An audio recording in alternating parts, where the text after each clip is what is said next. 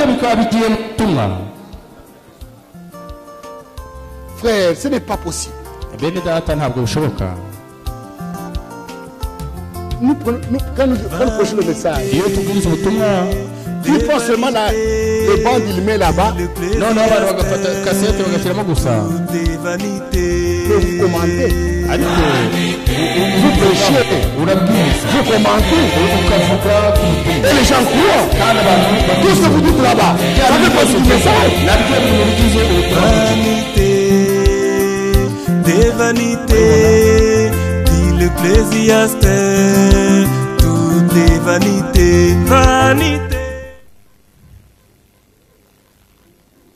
Dans le 7e sceau, Mu butumwa buvuga ikimenyetso cya karindwi, au paragraphe 327, igika cya 327, 7e sceau, ikimenyetso cya karindwi, vous allez comprendre pourquoi muraza gusobanukirwa impamvu nous estimons le message de Frère Franck. impamvu ki duha agaciro tukubaha n'ubukozi bwa Data Frank.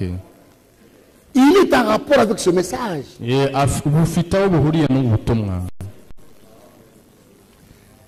Peut-être que ce ministère Birashoboka hari ko buriya bukozi, que j'ai exercé, birashoboka ko ubukozi bwanjye en essayant de ramener les gens à la parole, ngerageza kugarura abantu ku ijambo, a posé un fondement. birashoboka ko bwashyizeho urufatiro. Et si c'est le cas, Kandi niba ari uko bimeze koko, je vous quitterai pour de bon. noneho nzagenda kandi burundu. Nous ne serons pas à deux ici en même temps. Ntabwo tuzabera hano icyarimwe turi babiri. Voyez? Murabona? Si c'est le cas, Niba ari uko bimeze, lui va croître we azatera imbere, et moi je vais diminuer. yewe ncishwe bugufi. Je ne sais pas. Ntabwo mbizi. Il sentait déjà Yarabyumvaga, qu'il y a quelqu'un d'autre qui vient après lui. yumvaga ko hari undi muntu uje nyuma ye. Paragraphe 373. Ni igika cya 373 noneho.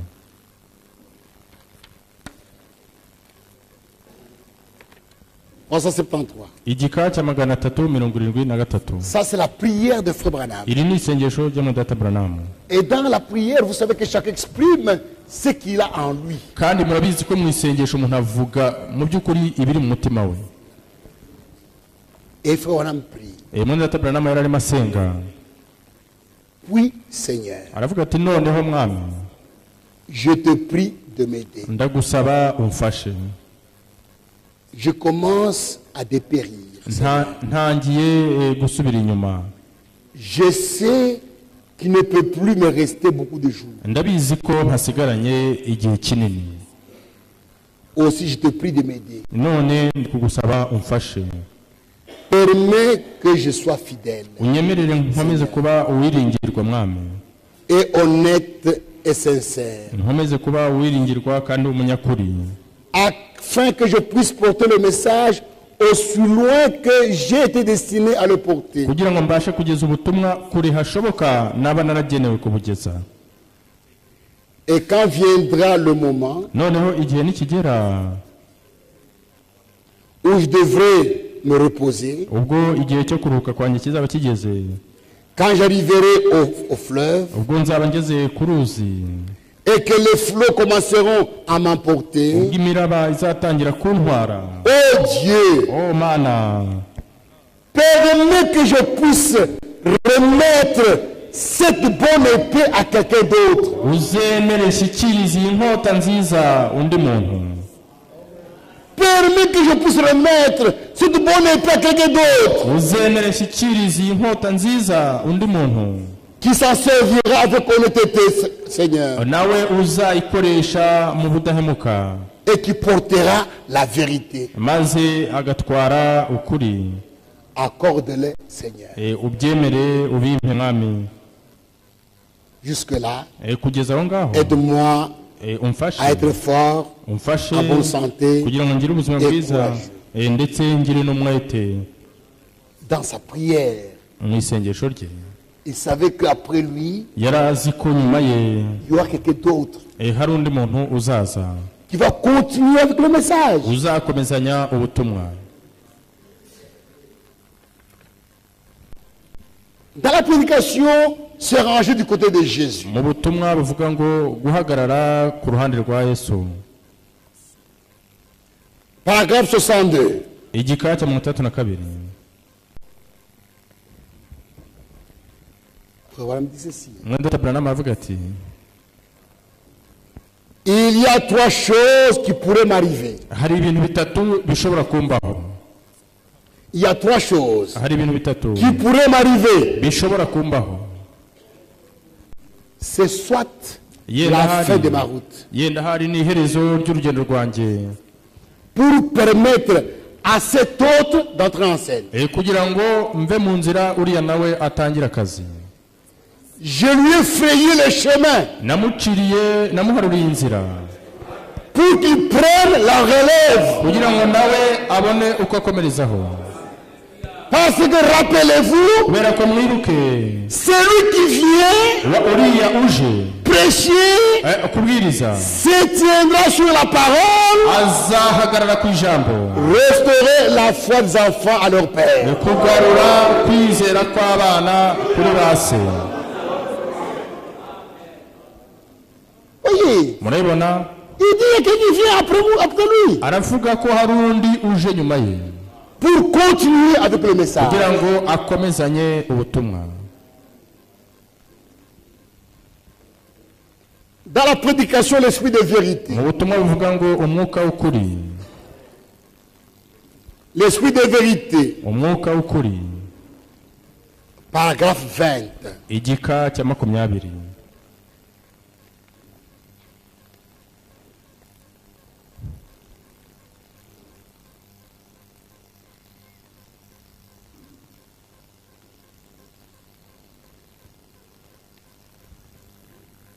À l'exception de l'autre jour, igitandukanye muri iyi minsi yacu, lorsque je suis allé à l'ouest, nagiye iburengerazuba.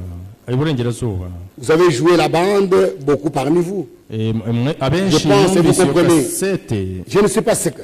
Sinzi niba J'attends. ndategereje. Je suis ici maintenant. Sinzi ibyo ari byo ariko ndategereje. Ndi hano.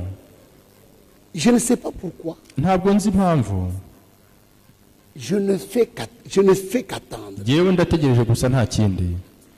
Peut-être, Yenda hari c'est le temps pour moi de rentrer à la maison. birashoboka ko cyaba ari igihe cyanjye cyo gutaha mu rugo. On dirait que c'est vraiment ça. Rwose ndumva bishobora kuba ari ibyo ngibyo. Si c'est le cas, Ariko niba ariko bimeze koko, il se lèvera après moi. nyuma yanjye hari uzahaguruka. Quelqu'un Hari uzahaguruka nyuma yanjye qui continuera avec le message. agakomezanya ubutumwa. Il se lèvera quelqu'un. Hari umuntu wundi uzahaguruka. Pas tout le monde. Ntabwo ari bose, Quelqu'un. ahubwo ni umuntu umwe Qui continuera avec le message. uzakomezanya ubutumwa. Ça sera une personne étrange. Azaba ari umuntu w'umunyamahanga utari muri iki gihugu, udasanzwe. Ça sera une personne étrange. Azaba ari umuntu wihariye udasanzwe. Mais il se lèvera après ceci Ariko azahaguruka nyuma y'uko, et continuera avec le message. azahaguruka nyuma ya hano akomezanye ubutumwa. Et écoutez cela. Kandi uwo nguwo muzamwumve. Tant que c'est scripturel, accrochez-vous-y. Igihe cyose bizaba bihuje n'ibyanditswe muzabyihambireho. Ce que ce Franck dit, Ibyo Mwendata Frank avuga et ce qu'il écrit les sur clair, n'ibyo yandika mu mabaruwa ça ye fait partie du message. biri mu bigize ubutumwa.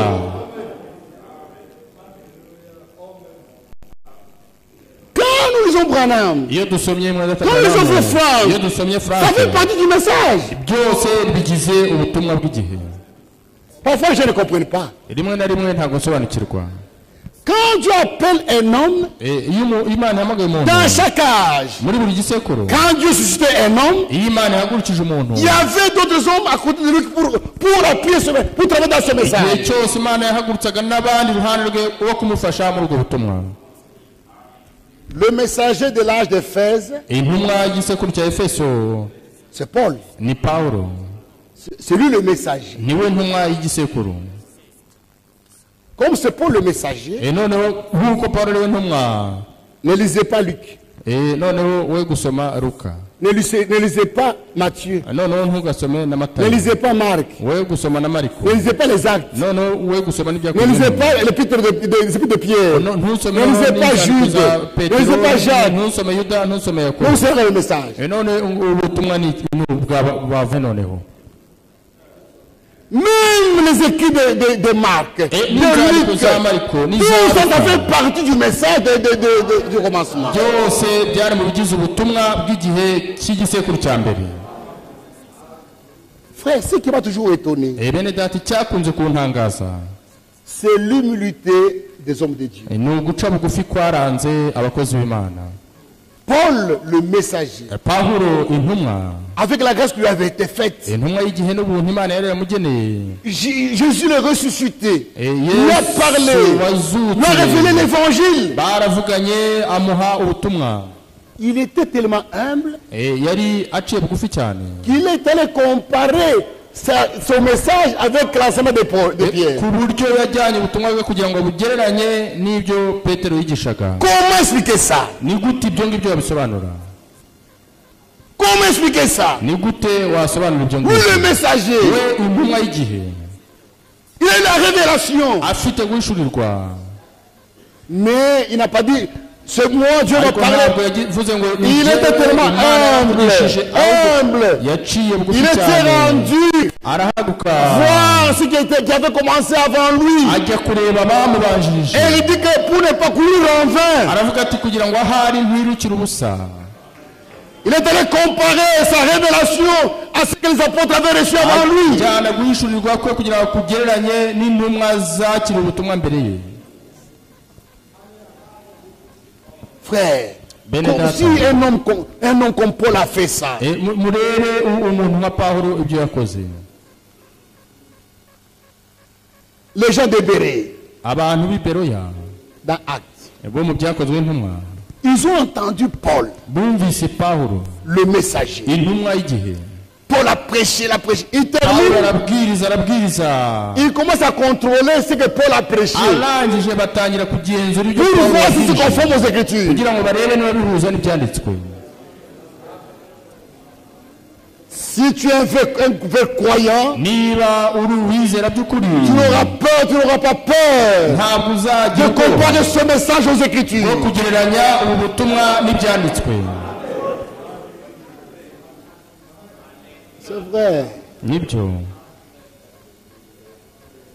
Luther, quand tu as envoyé Luther, Igihe Imana yoherezaga il Lutero, n'était pas seul. ntabwo yari C'était lui wenyine. le messager. Ni we Mais il y avait d'autres serviteurs de Dieu qui travaillaient dans ce message.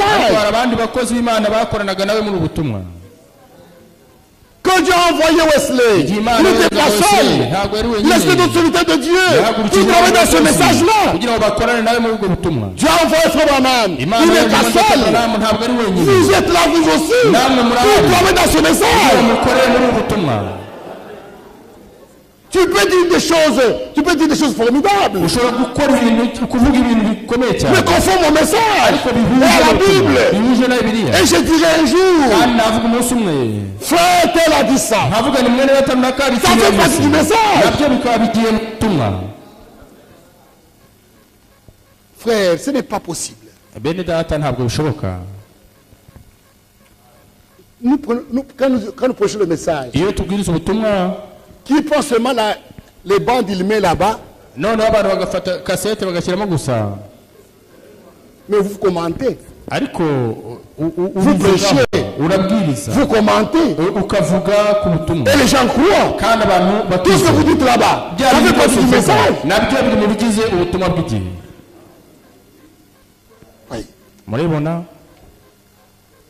Non, nous devons se préparer la Bible. Ngo tugomba kugira Bibiliya gusa. Tu ne peux pas seulement la Bible, tu lis un verset, dit que Dieu bénisse Vous allez écouter la parole. utanga biya gusa gusoma umurongo wagize ukavuga uti Imana ibahe umugisha ukabivugaho. Tu ouvres un verset, tu lis. Ugafungura umurongo ukawusoma ukawurangiza. Mes frères, ukavuga uti bene data que Dieu bénisse. Imana ibahe umugisha. Nous allons écouter la Bible. Terminé. Ah non. Ça ce n'est pas l'enseignement. Ça ce n'est pas la prédication. Tu dois prendre les Écritures. Tu commences à lire. Tu commentes. Tu prends les Écritures. Tu mets là-bas. Tu fais prêcher. Et qu'est-ce que tu fais là-bas? Ça fait partie du message.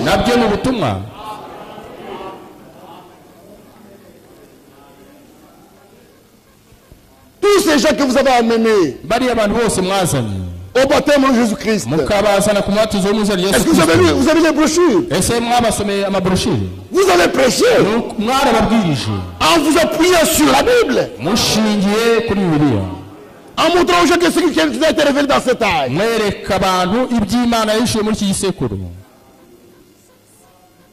Et frère Franck,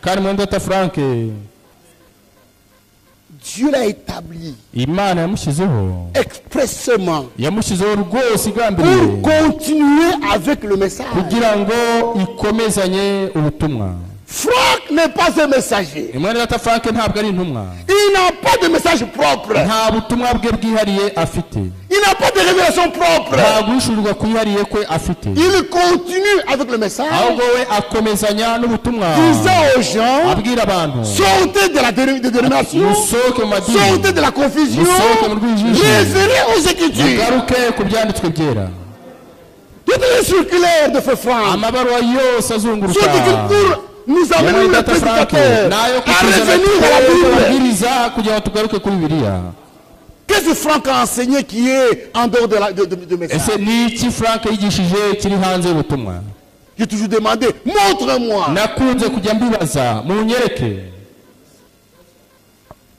Non, frère. C'est l'homme que Dieu a établi. Lui n'est pas un prophète. Il n'est pas un messager. Il n'a pas de message. Il continue avec le message. Il nous aide seulement à comprendre le message. Comme toi aussi tu aides les gens à comprendre le message.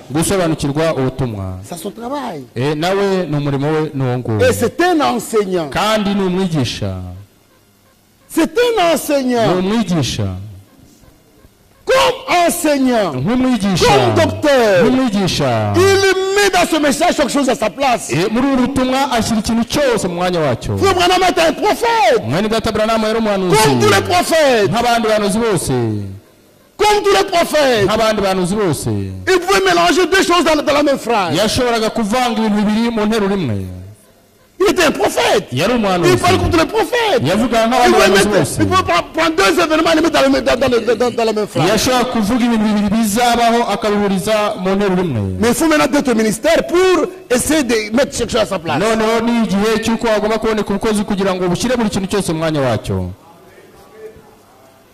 Et Frère Franck,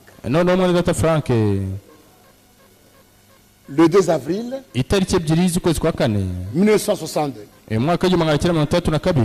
s'est réveillé et le Seigneur lui a parlé d'une voix audible. Mon serviteur, ton temps pour cette ville est terminé. Tu dois aller de ville en ville porter ma parole. Mais en réserve la nourriture. Le temps de la famine vient.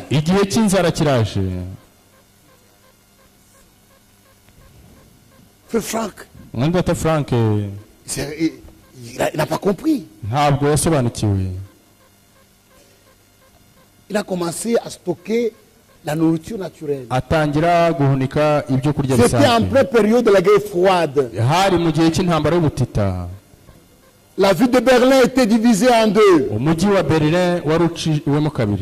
d'un côté l'URSS, de l'autre côté l'OTAN. uruhande rumwe hari OTAN, urundi ruhande hari ubumwe On craignait qu'une guerre pouvait arriver. batinyaga ko Et umunsi lui a wundi pensé hashobora kuba que intambara. monsieur nous a averti, bientôt il y a une guerre, on met le réserve. we yibwira ko umwami yamuburiye ko On yagiye a kuba intambara. stocké des atangira carottes, des pommes guhunika de terre, des amakaroti, choses. ibirayi n'ibindi. Mais en lui, ariko muri we il sentait quelque chose qui n'allait pas. yumva ko hari ikintu kitagenda. Je veux voir le prophète. aravuga ati ngiye kureba umuhanuzi. Je veux voir le prophète. ngiye kureba umuhanuzi. Et au mois de décembre, mu kwezi kwa 12 il est allé aux États-Unis yagiye muri Amerika rencontrer le prophète. ajya guhura n'umuhanuzi. Et le 3 décembre itariki 3 z'ukwa 12 1962, umwaka w'igihumbi magana cyenda mirongo itandatu na ils kabiri étaient à table. bari bari ku meza. Frère Branham, mwene data Branham, Banks Banks et Fred Sotman. na mwene data Sotman Ils étaient là en train de manger. bari bari aho ngaho bari kurya. Frère Frank avait son problème. mwene data Frank yari afite ikibazo cye. Frère Branham conduisait la conversation à table. mwene data Branham niwe wari uyoboye ikiganiro ku meza. Frank fait seulement la main pour commencer à aller. Frank azamura ikiganiro atangiye kugira ngo Comme le regarde, il dit, Branham aramureba amubwira ati Frère Frank, mwene data Frank, tu veux que je te dise ce que Dieu t'a dit? ese urashaka ko nkubwira icyo Imana yakubwiye? Tu n'avais pas compris. ntabwo wasobanukiwe neza. La nourriture ibyo kurya dont Dieu a parlé de mettre en réserve. ibyo Imana yavuze ko bigomba Ce ne sont guhunikwa, pas les pommes de terre, ntabwo ari ibirayi, les tomates. ntabwo ari inyanya. Non. oya, C'est semé. C'est la parole de Dieu ahubwo ni ijambo ry'igihe. qui a été enregistrée sur le banc. ni ijambo ry'igihe wakiriye ku makasete. Attendez tegereza de recevoir le reste. tegereza ubanze Pour commencer la ibisigaye distribution. kugira ngo uzabone gutangira kubigabura. Attendez le reste. tegereza ibisigaye. Frère Frank, mwene data Frank, le Seigneur l'a mandaté expressement pour distribuer ce message. Imana mu by'ukuri yamuhaye ubukozi bwihariye we kugira ngo agabure ubutumwa. Son ministère avec ce message. ubutumwa bwe, inshingano ye no kugabura buno butumwa. Après la mort de Frère Branham, nyuma y'uko mwene data Branham amubwiye, on l'a enterré. nyuma y'urupfu rwa mwene data Et Branham, le jour même où Frère Branham fut enterré, nyuma y'uko mwene data le Branham soir, aragushyingurwa, uwo une mugoroba fois par la fait ubwawo Frank dans son cœur. yivugisha mwene data Frank umutima we Ton temps est arrivé. riti noneho igihe cyawe kirageze. Frère, bene data, devant les choses de Dieu, imbere y'ibintu by'Imana c'est la révélation. bisaba guhishurirwa. Il faut que Dieu fasse grâce pour voir. bisaba ko Imana kugira ubuntu ukabona. Maintenant, un jour, noneho umunsi umwe Frère Branham était arrivé au Canada. mwene data Branham yarageze, Frère Frank, mwene data Frank ageze muri était arrivé au Canada, Canada, yarageze muri Canada, dans la ville de Edmonton. ari mu mujyi wa Edmonton. Un frère venu, mwene data araza, il umwe lui a posé la question. amubaza ikibazo Frère Frank, ati mwene data Frank,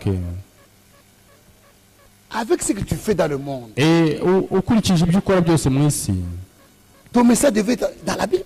ubutumwa Ton bwawe, ministère devait être dans la Bible. ubukozi bwawe bwakwiye kuba bugaragara muri Bibiliya. Nous voulons le ministère de Frère Branham dans la Bible. turabona ubukozi Oui, bwa data Branham oui, muri t'as posé dans la Bibiliya, Bible. ariko se umwanya wawe Frank muri a dit non, non, non, ne Bibiliya. parlez pas de ça. Frank Non, aravuga ati, non, non, non, non, non. mubivuge ibyo, mubivuge ibyo. Ils sont séparés. baratandukana. Frère Frank était triste. mwene data Frank agenda Comment il peut ababaye. demander poser une pareille question? ni gute mwene data yambaza ikibazo nka kiriya? Le lendemain matin, bukeye mu gitondo le Seigneur a parlé à Frère Frank. umwami avugisha mwene data Frank, Mon serviteur, aravuga ati mugaragu wanjye, mugaragu wanjye, je t'ai établi nagushyizeho selon Matthieu 24, nkurikije Matayo 45 24 à 47. 45 kugeza 47. Ce n'est pas lui qui voulait être Matthieu 24. ntabwo ari we washakaga kuba Matayo 24, C'est Dieu qui a fait de lui ahubwo ni Imana Matthieu yamugize 24. Matayo 24. C'est pourquoi niyo mpamvu nous faisons confiance à ce ministère. tugirira icyizere ubukozi bwe. Ce son ministère ubukozi bwe comme serviteur fidèle. nk'umugaragu Il a été ukiranuka établi sur ses compagnons de service. yashyizweho hejuru ya bagenzi be bafatanyije umurimo. Frère, bene data il ne peut pas travailler seul. ntabwo ashobora gukora wenyine. Nous sommes là pour travailler dans ce message. natwe duhari kugira ngo dukore muri ubu butumwa. Mais pas son ministère. ariko Il kubw'ubukozi nous aide bwe les prédicateurs à bien comprendre les afasha choses pour aider le peuple de Dieu. gusobanukirwa neza kugira ngo bafashe ubwoko bw'Imana. Et par sa grâce, kandi kubw'ubuntu bw'Imana nous qui avons suivi ce ministère twebwe abakurikiye ubukozi bwe et qui nous sommes appuyés sur ce ministère, kandi tukishingikiriza ku bukozi bwe, Dieu nous a aidés à bien comprendre le message. Imana yadufashije gusobanukirwa neza ubutumwa. Parfois les gens me demandent, frère, comment tu comprends toutes ces choses? rimwe na rimwe abantu Je dis, ce bagira n'est bati pas tumwe moi. datamwamba ni gute usobanukirwa J'ai ibintu grandi byose sur le gutyo. fait du ministère de Frère ahubwo Franck. ntabwo ari igihe ahubwo nakuriye munsi y'ubukozi bwa data Frank. Quand Franck dit nk'uko Frank nawe qu'il a ati grandi yuko sous le fait du yakuriye ministère de Frère Branham, munsi y'ubukozi bwa data Branham, nous disons, natwe nous tuvuga avons tuti grandi sous twakuriye le fait du ministère de Frère Franck. munsi y'ubukozi bwa data Frank, Et Dieu nous a beaucoup aidés. kandi Imana yaradufashije cyane. Amen. Oui. murabibona On n'est pas des frankistes. ntabwo turi Nous croyons seulement à ce abafrankisite, message. ahubwo twizera ubutumwa bw'Imana. Mais quand nous prêchons, ariko iyo tubwiriza nous essayons de prouver tout sur la base des Écritures. tugerageza kugaragaza ibintu byose dushingiye ku byanditswe byera.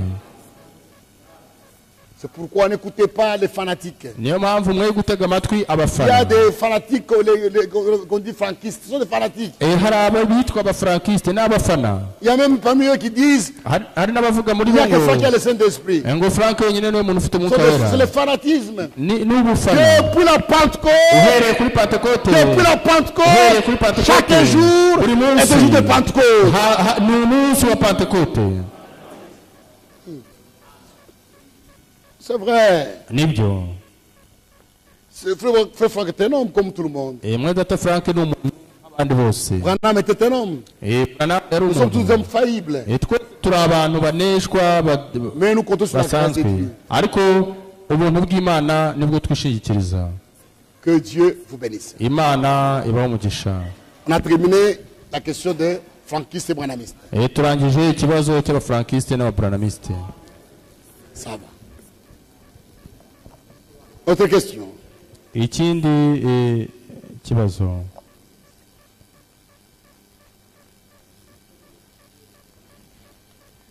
Doctrine, discipline, principe. inyigisho, gahunda n'amahame. Nous avons montré hier ejo twerekanye ko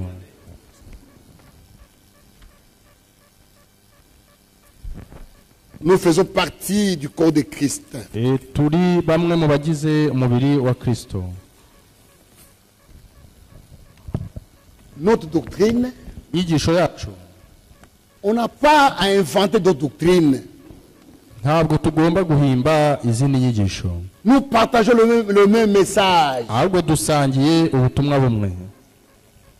La doctrine que nous avons nous tous, inyigisho dufite twese c'est la doctrine des 12 apôtres. ni inyigisho y'intumwa 12. Par ce message, binyuriye muri ubu nous butumwa avons été ramenés à la doctrine des 12 apôtres. twagaruwe ku nyigisho y'intumwa 12.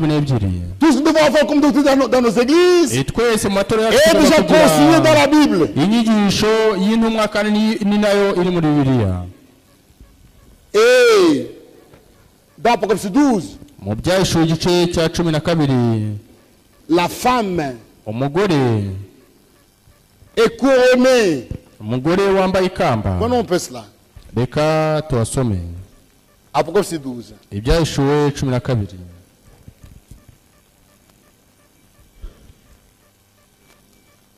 Verset 1. umurongo wa mbere. Un grand signe est paru dans le ciel. ikimenyetso gikomeye kiboneka mu ijuru. Une femme enveloppée du soleil. mbona umugore wambaye izuba, La grâce. ubuntu, La lune sous ses pieds. ukwezi kwari munsi y'ibirenge bye, L'Ancien Testament. n'isezerano rya kera. Et une couronne de 12 étoiles. ku mutwe yambaye ikamba Sur sa tête. 12. Nous avons la doctrine des 12 apôtres. dufite inyigisho y'intumwa 12. Quand tu as une autre chose qui n'est pas dans la Bible, ce n'est pas la doctrine des apôtres. iyo uzanye ikindi kitari muri Bibiliya ntabwo ari inyigisho y'intumwa 12. Frère Franck écrit souvent. Il dit, ce qui ne sort pas de la Bible n'est pas biblique. Ce qui n'est pas écrit dans la Bible n'est pas biblique. Et biblique, c'est ce qui est écrit dans la Bible. Elle dit, ce que les apôtres n'ont pas enseigné n'est pas apostolique. Ne cherchez pas à commencer à confectionner des doctrines, non frère. Nous avons tous la même doctrine. La doctrine des 12 apôtres. L'église de Rome, de Corinthe, de Colosse, l'église de Thessalonique, les églises de la Galatie, ils avaient la même doctrine. La doctrine des apôtres. Cette doctrine était perdue. Et Dieu envoie un prophète avec un message pour nous ramener à la doctrine des apôtres. Chaque dénomination a sa doctrine. Chaque dénomination a sa doctrine. Et nous, en tant que corps de Christ, nous avons la doctrine des apôtres. On se limite à ça. Sinon, chacun doit commencer à mettre sa doctrine et ça crée des contradictions entre nous.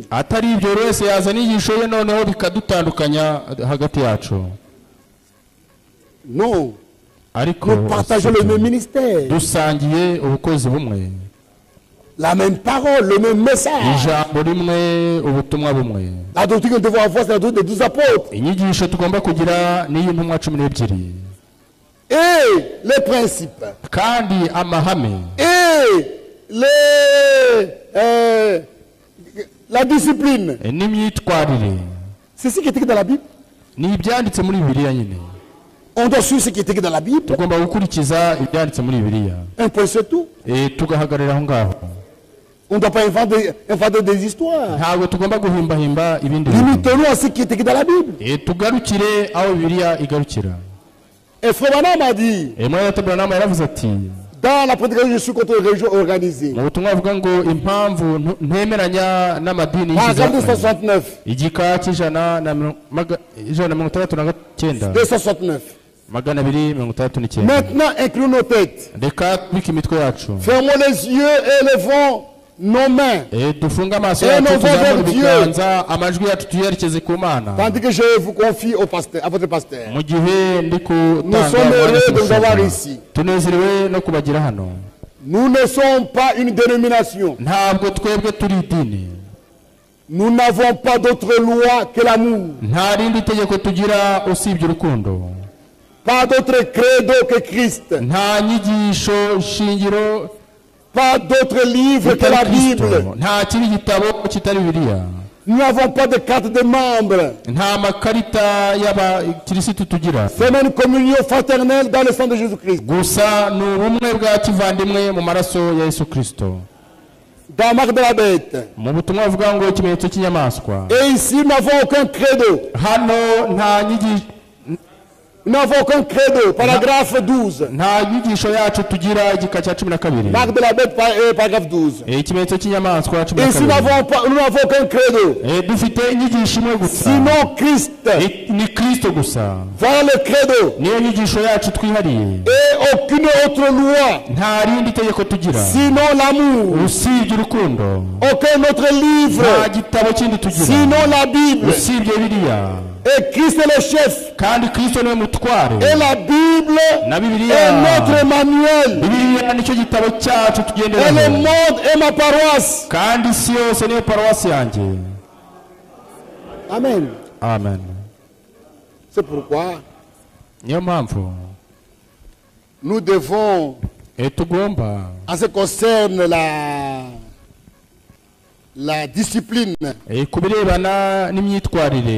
dans l'église, nous devons seulement nous limiter aux conseils donnés dans les Écritures.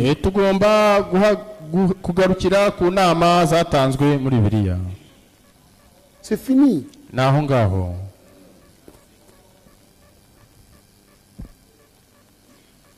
Comment on marchait dans l'église? Ni gute twakwitwara mu itorero? Dans nos prédications Mu bibwiriza byacu et dans nos enseignements, no mu nyigisho zacu nous prêchons, nous amenons les croyants tuzana abizera, à mener une vie sainte. dutuma abizera bagira imibereho yejejwe. Nous ne devons pas prêcher de manière à exciter les gens sur la voie du péché. Ntabwo tugomba kubwiriza ku buryo dushumurira abantu kujya gukora ibyaha. Non. Oya, Dieu est saint Imana yacu irera, et nous devons être aussi saints. kandi natwe tugomba kuba abera. Et la sainteté, Kandi kwera, pas seulement dans la foi, kwera atari kwera mu kwizera gusa, la sainteté dans la conduite. ahubwo kwera no mu migendere yacu. Voilà le but Dore impamvu, quand nous prêchons. iyo niyo ntego y'ibibwiriza byacu. Comme Pierre disait. Nk'uko Petero yavugaga. Qu'est-ce que Pierre disait? Ese Petero yavuga ngo iki? 1 Pierre 1, Urwandiko rwa mbere rwa Petero igice cya mbere, 15 à 17. umurongo wa 15 kugeza ku wa 17. 1 Pierre 1, Petero wa mbere igice cya mbere, 15 à 17. umurongo wa 15 kugeza ku wa 17. Commençons verset 14. Duhere kuri 14. Comme des enfants obéissants. Nk'abana bumvira, Ne vous conformez pas au convoitise